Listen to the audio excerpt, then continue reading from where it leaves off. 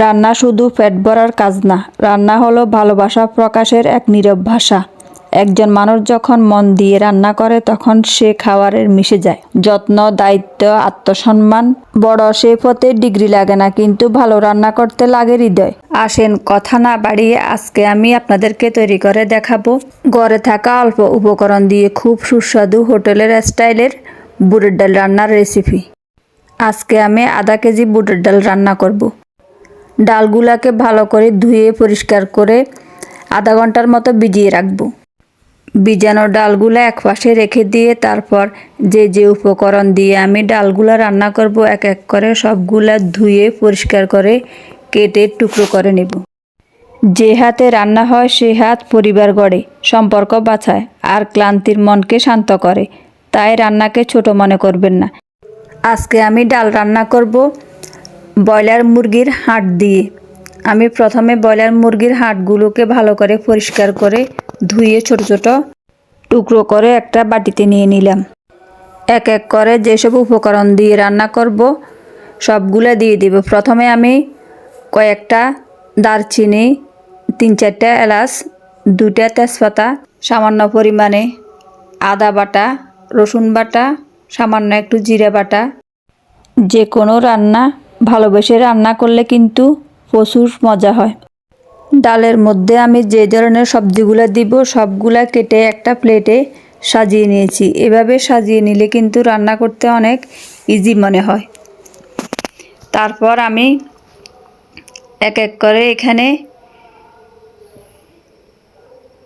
পেঁয়াজ, রসুন, কাঁচামরিচ, হলুদের গুঁড়া, পরিমাণ মতো মরিচের গুঁড়া, ধনিয়া গুঁড়া, স্বাদ মতো লবণ। যে কোনো কিছু রান্না করার সময় পরিমাণ বেশি হলে বেশি করে মাই মশলা দিতে হবে। যদি পরিমাণে কম হয় তাহলে কম করে দিবেন। তারপর চুলায় একটা শুকনো পাতিল বসিয়ে দিয়ে পরিমাণ মতো তেল দিয়ে তেলগুলো একটু গরম হয়ে আসলে আগের থেকে ছোট টুকরো করে রাখা মুরগির হাড়গুলো ভালো করে কষিয়ে নেব। যে কোনো রান্না স্বাদ করার জন্য বেশি ইম্পর্টেন্ট ভালো করে মশলাগুলা কষিয়ে নেওয়া। তারপর আমি এখানে 10 মিনিটের মতো ভালো করে কষিয়ে নেব। 10 মিনিট পর আগের থেকে ভিজানো বুটের ডালগুলা দিয়ে দেব। ডালগুলা আগের থেকে ভিজিয়ে রাখলে একটা উপকার কি জানেন?